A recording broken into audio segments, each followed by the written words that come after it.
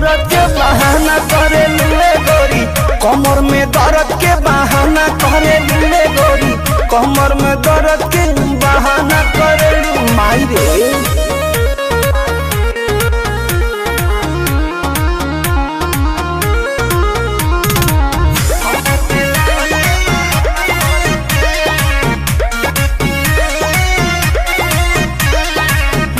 दुपहरिया में धरिया कवरिया में भागेलू कूद के ना आवेलू पजरिया में, भागेलू कूद के ना आवेलू पजरिया में।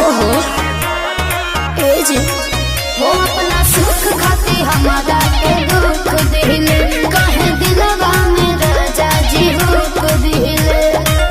आज के नहीं खेतुरो जाना कर लू, आज के नहीं खेतुरो जाना कर लू, मांगिले मांगिले मांगिले जब जब माना करेलू, कमर में दर्द के बहाना करेलू रे गोरी, कमर में दर्द के बहाना करेलू रे गोरी, कमर में दर्द के बहाना करेलू।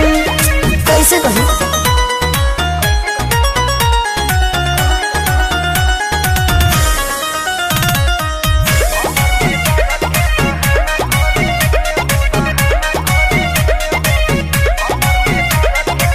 बारू तू कमाल के रखेलू संभाल के, कहे छछनावा तारू निकी निहाल के, कहे छछनावा तारू निकी निहाल के। आहे हो कि हमसे धोखे बना के तनी दूरी ये पिया, अपना में हर एक बुझे मजबूरी ये पिया।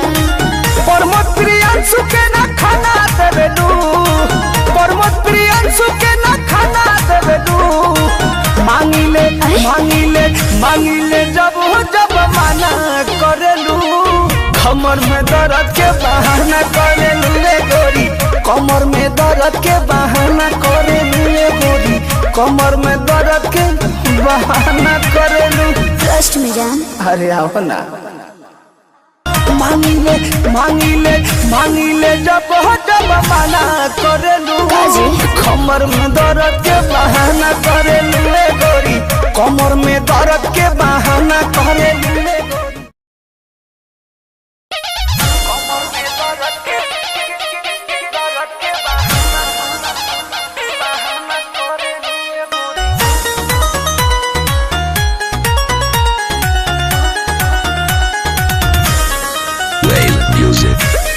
करेलू रे गोरी।